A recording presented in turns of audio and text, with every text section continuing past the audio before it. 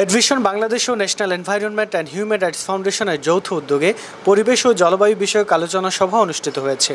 25 June মঙ্গলবার বিকেল 3টায় এডভিশন মহানগর কমিটির সভাপতি সাজেদুল আলম চৌধুরী মিল্টনের সভাপতিত্বে বড়পুল হালিশহর সাইমা আবুল স্কয়ার অডিটোরিয়ামে এই সভার আয়োজন করা হয়।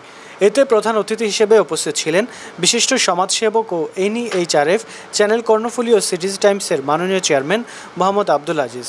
বক্তব্য রাখেন সংগঠনের উপদেষ্টা ক্যাপ্টেন মহসিন আলম। অনুষ্ঠানে প্রধান অতিথির বক্তব্যে বলেন, স্বচ্ছ দূষণমুক্ত পরিবেশের একমাত্র কাজ করে যাচ্ছে এডভিশন বাংলাদেশ ও national environment and human rights foundation. তিনি আরও বলেন, মাননীয় প্রধানমন্ত্রী শেখ হাসিনার দিক নির্দেশনা বাস্তবায়ন করতে হবে যথাযথভাবে।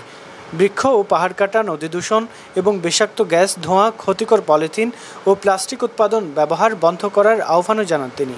অনুষ্ঠানে হাফেজ কারি মাওলানা মোহাম্মদ ইব্রাহিম খলিলের কোরআন তেলাওয়াতের মধ্য দিয়ে পরিবেশ উন্নয়ন সংস্থা এডভিশন বাংলাদেশের প্রতিষ্ঠাতা পরিচালক সঙ্গীত শিল্পী মাসুদ রানা স্বাগত বক্তব্য রাখেন। আরও বক্তব্য রাখেন NEHRF-এর কেন্দ্রীয় কমিটির মহাসচিব মোহাম্মদ আব্দুল মান্নান এবং যুগ্ম মহাসচিব ইঞ্জিনিয়ার মোহাম্মদ আশরাফুল ইসলাম। বক্তব্য রাখেন মোহাম্মদ ইউসুফ, সাবরিনা আফরোজ, নূর আক্তার বেগম নোরা, সাংবাদিক সৌম জিয়াউর রহমান, মোহাম্মদ সালাউদ্দিন আহমেদ বাবু, জয়ন্ত দে, মোহাম্মদ জামাল, মশিউর রহমান মিঠু প্রমুখ। আমরা সবাই গাছ লাগাই, পরিবেশ বাঁচাই, গাছ লাগাই, পরিবেশ বাঁচাই।